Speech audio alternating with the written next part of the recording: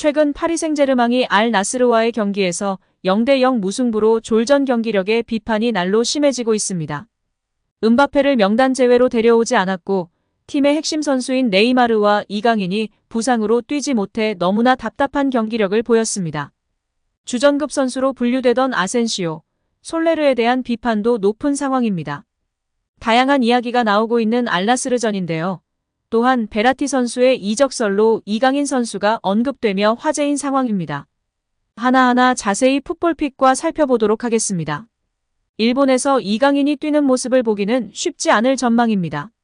파리 생제르맹의 이강인은 25일 일본 오사카의 얀마르 스타디움에서 열린 알나스르와의 일본 투어 프리시즌 맞대결에 결장했습니다. 예상된 결장이었는데요. 이강인은 하루 앞선 24일 공식 훈련을 소화하지 않았기 때문입니다.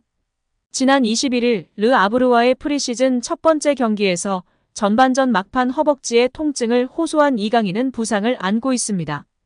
이날도 경기 전 몸을 풀지 않은 채 운동화를 신고 동료들이 몸을 푸는 모습을 지켜보기만 했습니다. 경기 후 네이마르를 비롯해 부상에서 회복 중인 선수들은 러닝을 하며 컨디션을 끌어올렸는데 이강인은 이 대열에도 합류하지 않은 채 드레싱룸으로 들어갔습니다. 네이마르보다 몸 상태가 더 나쁘다는 의미로 해석이 가능한 상황입니다. 이날 현장에서 만난 PSG 미디어 오피서는 이강인은 오늘 결장한다라며 크게 걱정할 정도의 심각한 부상은 아니다. 큰 문제는 없지만 일단 오늘은 출전할 수 없다. 경기 후 믹스트존 인터뷰도 불가능하다라고 말했습니다. 이어 그는 일본에서 뛰면 좋겠지만 아직은 출전 여부를 말하기 어렵다. 상황을 봐야 할 것 같다라며 28일 세레소 오사카전, 다음 달 1일 인테르 밀란전 출전 가능성에 대해서도 조심스럽게 이야기했습니다. 현재 파리 생제르맹은 이강인 부상 관리를 초특급으로 심혈을 기울이며 하고 있다는 것인데요. 심각한 부상이 아니나 러닝 등을 하지 않으며 최대한 빠르게 회복할 수 있도록 관리하고 있는 것입니다. 여기에다가 심리적 안정까지 신경 써서 믹스트존 인터뷰도 하지 않도록 배려하고 있는 것입니다. 같은 날 황선홍 아시안게임 대표팀 감독은 파주 국가대표 트레이닝 센터에서 회복에 최대 보름 정도 시간이 필요하다고 들었다. 심각한 부상이 아니다. 다만 우려는 된다. 조심할 필요는 있을 것 같다라고 이강인의 상태에 관해 이야기했습니다. 정황을 종합할 때 이강인은 일본, 한국으로 이어지는 아시아 투어 출전이 쉽지 않을 전망입니다. 이강인의 회복은 PSG에도 중요한 요소인데요. 이강인은 르 아브르전에 출전한 공격수 중 가장 돋보이는 활약을 펼쳤습니다. 오른쪽 윙포워드로 출전해 특유의 화려한 개인기와 탈압박, 정확하고 창조적인 전진 패스를 통해 공격의 활기를 불어넣으며 현지 팬들 및 전문가들의 찬스를 받았습니다. 부상으로 나가기 전까지 가장 눈에 띄는 선수가 바로 이강인이었습니다. PSG는 이날 알나스르를 상대로 졸전을 벌였는데요. 네이마르를 제외한 대부분의 선수가 출전했지만 단 한 골도 넣지 못한 채 0대0 무승부로 경기를 마감했습니다. 마르코 아센시오나 카를로스 솔레르 등은 공격에서 영향력을 발휘하지 못해 현지 팬들의 비판을 받고 있으며 네이마르와 이강인의 빈자리가 크다며 이들의 주가는 오르고 있는 상황입니다. 심지어 알-나스르는 이전에 셀타비고에 0대5, 벤피카에 1대4로 대패를 당했습니다. PSG의 화력이 얼마나 부족했는지를 단적으로 보여주는 기록입니다. 팀의 간판이지만 거취 문제로 갈등을 빚는 킬리안 음바페, 슈퍼스타 네이마르, 그리고 르 아브르전서 루이스 엘리케 PSG 감독에게 눈도장을 찍은 이강인이 그리운 경기였습니다. 아직 프리시즌 초반이고 새로 합류한 선수들이 있기 때문에 완벽한 호흡을 기대하기는 어려운 상황입니다. 하지만 이강인의 경우 PSG 유니폼을 입고 처음 치른 르 아브르전에서 동료들과 이질감 없이 완벽하게 녹아드는 모습을 보였습니다. 만약 PSG가 아시아 투어 내내 공격에서 답답한 모습을 보인다면 엘리케 감독은 이강인을 더 그리워할지도 모르는데요. 프리시즌 경기를 다 소화하지 못한다 해도 이강인에게 충분한 기회를 제공받을 수 있을 것 같습니다. 이러한 이유로 일단 지금은 최상의 몸 상태로 회복하는 데 집중해야 할 것입니다. 과연 아시안게임 차출 문제도 걱정되는 어떻게 될지 귀추가 주목되는 상황입니다. 최근 마르코 베라티의 사우디아라비아 이적설이 등장하며 현지 매체가 주목하고 있습니다. 이적 시장 전문가 파브리지오 로마노 기자는 27일 마르코 베라티가 알 힐랄 이적을 앞두고 있다. 사우디아라비아 구단은 파리 생제르맹과 합의를 앞두고 있다. 알 힐랄은 베라티에게 3년 계약을 제안했고 서류는 곧 준비될 예정이다라고 단독 보도했습니다. 그러면서 로마노 기자는 이적을 확신할 때 하는 특유의 멘트 히얼 위고 순을 외쳤습니다.